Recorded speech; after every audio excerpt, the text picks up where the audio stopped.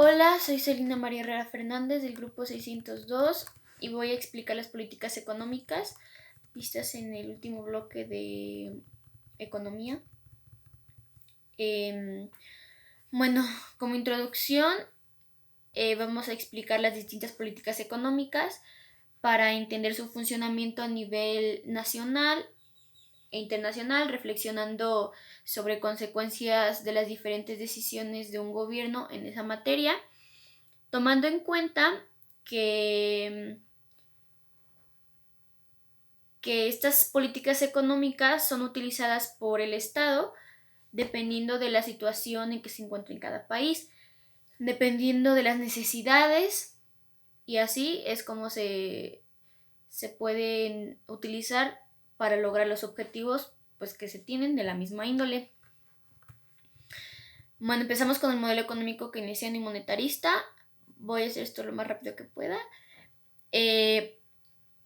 Surge la Gran Depresión, entonces esto hace que se cree la necesidad de desarrollar modelos económicos y bueno, así es como surge el modelo keynesiano, que hecho por John Keynes y fue titulado La teoría general de la ocupación, el interés y el dinero. Los puntos centrales de esta teoría eran la demanda, la alta inestabilidad de la demanda dentro de cada economía, ingresos crecientes y gastos decrecientes, el ahorro, el desempleo y el consumo. Para Keynes, la demanda era un factor realmente importante e indispensable en la economía de cada mercado. A su vez, sostiene que para un crecimiento económico es necesario el aumento de las tasas de ahorro y la inversión nacional.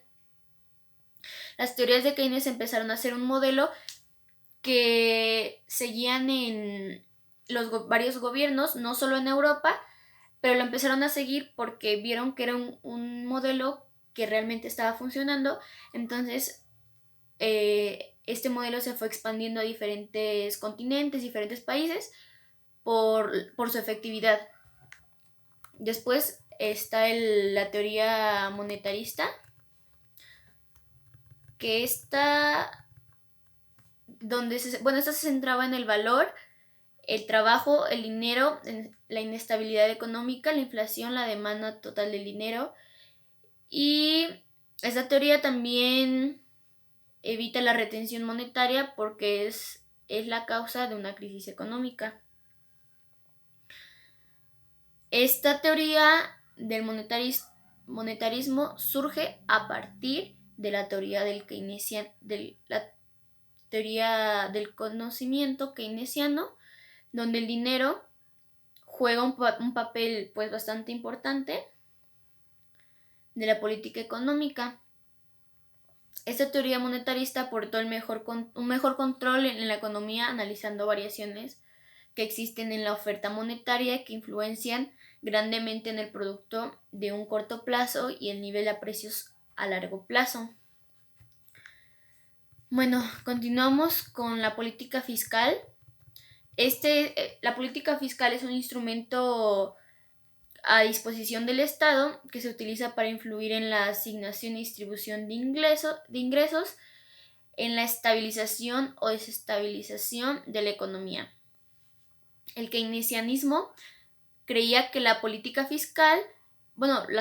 fiscales era la mejor herramienta para controlar la economía de un país, especialmente para reducir el desempleo, y el monetarista y otras doctrinas consideran estas medidas ineficaces a largo plazo, puesto que la demanda no puede estar aumentando continuamente. Hay dos conceptos muy importantes en la política fiscal, que es el gasto público y el ingreso público. El gasto público es como lo dice, gasto público es el valor total de las compras de bienes y servicios que el Estado hace, el Estado gubernamental hace. Y el ingreso público es la fuente de financiamiento del gasto que se realiza del Estado en la ejecución de sus planes y programas. Hay tres formas de política fiscal dos son totalmente contrarias y la otra es neutra. Las primeras es la política fiscal expansiva y la segunda es la política fiscal restrictiva, que estas son las dos políticas que son completamente contrarias, porque la política fiscal expansiva, su objetivo es estimular la economía para aumentar la demanda agregada mediante un aumento del gasto público y la bajada de impuestos. En cambio, la política fiscal restrictiva es al revés. Su objetivo es estabilizar los precios, pero mediante la reducción del gasto público y la subida de impuestos. Es al revés. En una se busca que el gasto público se aumente y que se bajen los impuestos, y en el otro que se bajen la reducción de los gastos públicos y se suban los impuestos. Y la tercera es una que es neutra, que se llama política fiscal neutral, donde el gobierno busca un presupuesto equilibrado entre el gasto público y los ingresos públicos. Por lo tanto, buscan que sea algo neutro, equilibrado, para que esto funcione. Claro que dependiendo de la situación de cada estado, cada país, es lo que van a utilizar, lo que necesitan. La política de comercio exterior. El comercio exterior representa el intercambio de bienes y servicios entre un país y otro con el fin de cubrir las necesidades en un mercado. O los mercados involucrados realmente. Se dice que las políticas que encarecen los precios de las importaciones en el mercado interno proporcionan protección económica. Entre sus características que más destacan, podemos encontrar los países que comercian entre economías abiertas, permiten las transacciones con otros países, o al menos tienen acuerdos de comercio exterior con algún otro país. Suele estar sujeto a una normativa especial. Los países interesados en intercambiar bienes y servicios con otros suelen suscribir acuerdos o convenios comerciales y demás. Las ventajas. Las posibilidades de que las personas y empresas puedan acceder a bienes y servicios. Y una de sus desventajas es que puede perjudicar a las empresas locales más eficientes. La política financiera es la parte de la política económica de un país que se encarga de formular los objetivos, señalando los instrumentos adecuados para controlar los ingresos y administrarlos. También se denomina política monetaria. La política financiera también se le puede denominar política monetaria porque el dinero, porque es el dinero lo que se usa para mantener la economía estable y progresiva, logrando el pleno empleo y la estabilidad de los precios, evitando la inflación y obteniendo el crecimiento económico y una balanza de pagos bastante favorable.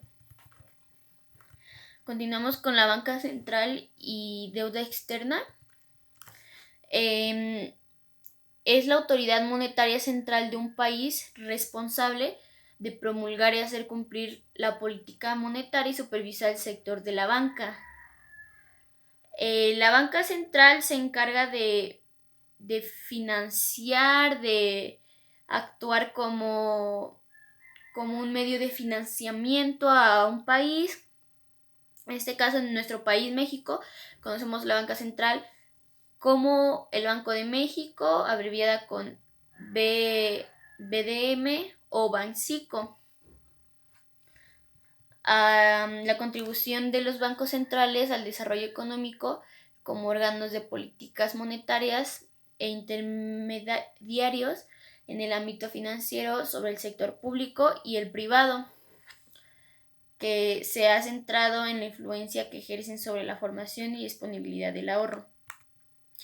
Las finalidades del Banco de México son promover la economía del país de la moneda nacional. De eso se encarga el Banco de México. En este caso, pues es el peso mexicano.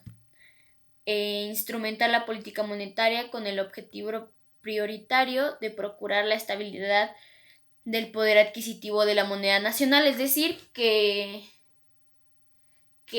el valor de la moneda no baje ante otros países, que su valor adquisitivo se mantenga estable y propiciar un buen funcionamiento de los sistemas de pago.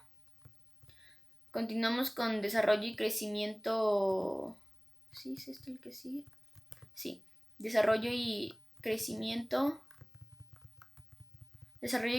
económico.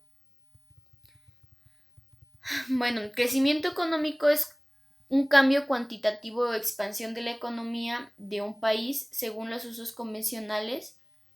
El crecimiento económico se mide con el aumento porcentual del Producto Interno Bruto, PIB, o el Producto Nacional Bruto, PNB, en un periodo de un año. Esto puede ocurrir de dos maneras. Una economía puede crecer de manera extensiva, utilizando más recursos, como lo pueden ser el capital físico, el humano o también el natural.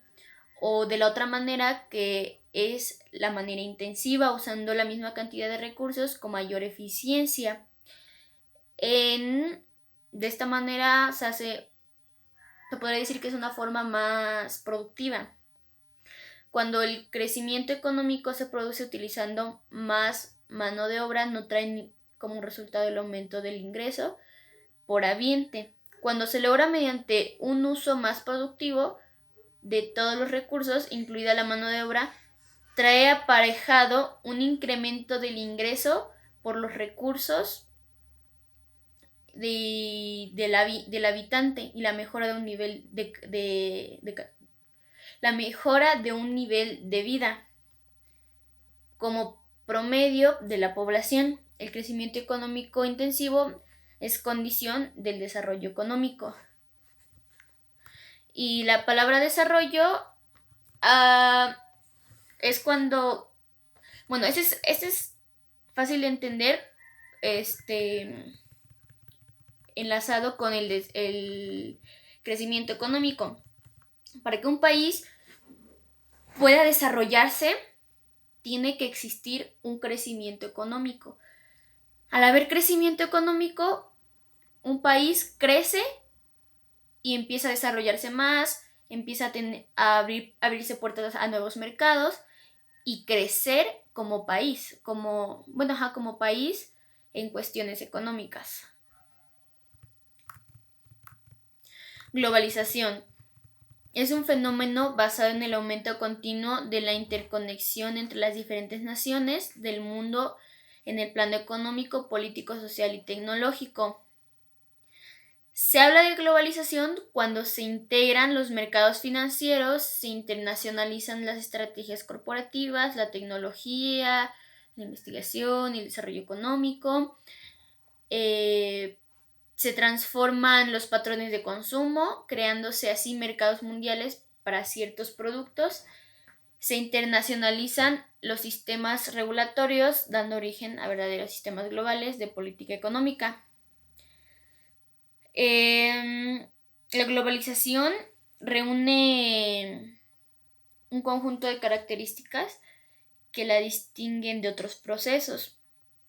Las más importantes son que es un fenómeno planetario, es decir, que se manifiesta alrededor de todo el mundo.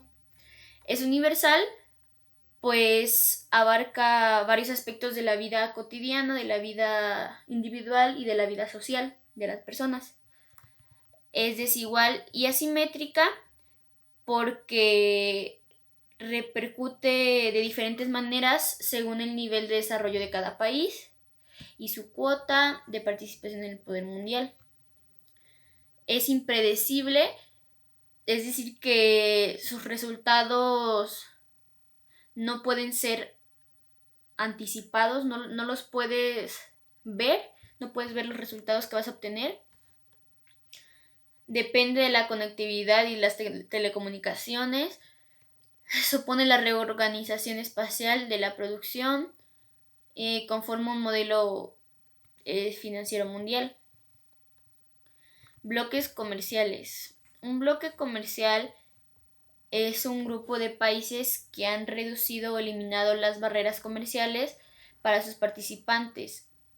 Son una forma de integración económica y constituyen cada vez la estructura del comercio mundial. También se puede decir que son acuerdos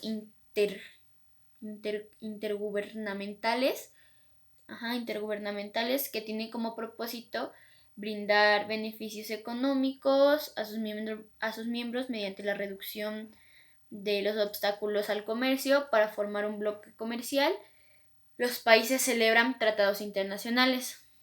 Por lo general, los bloques comerciales tienen pues sus propios organismos administrativos y reglamentarios.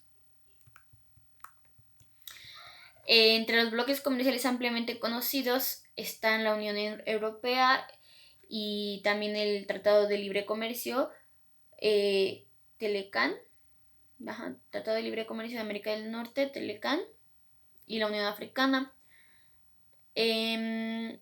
Los objetivos del Telecan es eliminar fronteras para comercializar y facilitar el cruce por las fronteras, movimiento de bienes y servicios entre territorios de los países de miembros. Bueno, yo creo que el Tratado de Libre Comercio de América del Norte pues es un tema que todos sabemos. Proteccionismo y libre cambio. El proteccionismo es una política comercial establecida por un gobierno que tiene como finalidad proteger la industria nacional ante la competencia del extranjero con la aplicación de aranceles o cualquier tipo de restricción a la importación. Existen muchos tipos de medidas para la realización de políticas proteccionistas. Estos son los más importantes, como lo son los aranceles, las cuotas a la importación, subsidios a la exportación, contenido mínimo doméstico, restricciones voluntarias a la exportación, barreras no arancelarias o administrativas. Esto se hace de tal forma en que, pues como lo dice, proteccionismo, proteger las transacciones que se están realizando al exportar o también los otros países al importar. El libre cambio es un enfoque económico que define la eliminación de las trabas en el comercio entre países con el objetivo de lograr una mayor eficiencia en la asignación de recursos a escala global gracias a una división de trabajo y especialización crecientes. Los tratados internacionales. Todos los tratados comerciales y la conformación de bloques económicos son parte del presente que viven los países en la búsqueda de crear mayor crecimiento y desarrollo económico. Un tratado internacional es un acuerdo celebrado por escrito entre estados, entre dos estados o más. Estado me refiero a pues un país, sí, pues a eso se refiere cuando hablamos de un estado. Y otros sujetos al derecho internacional, como las organizaciones internacionales y regido por el derecho internacional. Los tratados internacionales se rigen por las normatividades jurídicas del derecho internacional y pues demás.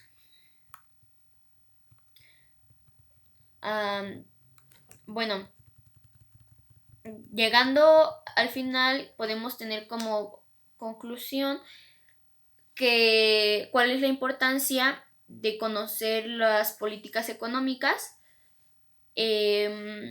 Podemos observar su importancia. En otras palabras, lo que se quiere lograr entender es el papel de los conflictos de intereses en las decisiones económicas. Partiendo de este hecho, se podría llegar a comprender la diferencia que existe entre las diversas políticas adoptadas por los países, dependiendo del desarrollo económico, dependiendo de diferentes factores que son los que determinan el tipo de política económica que se utilizan en cada país. A pesar de que algunos de ellos tengan igual nivel de desarrollo, para ello se hace referencia a un enfoque que toma relevancia en estos días, como es el estudio de la relación entre la política y la económica y entre otros actores e incentivos en el escenario. O sea, que no solo van a influir el ingreso público, el gasto público, también va a contribuir la política que se lleva en este país, la economía totalmente en todos los ámbitos, y esto va a repercutir o va a ser y te va a ayudar a elegir la mejor política económica que tu país necesita para un mejor desarrollo económico.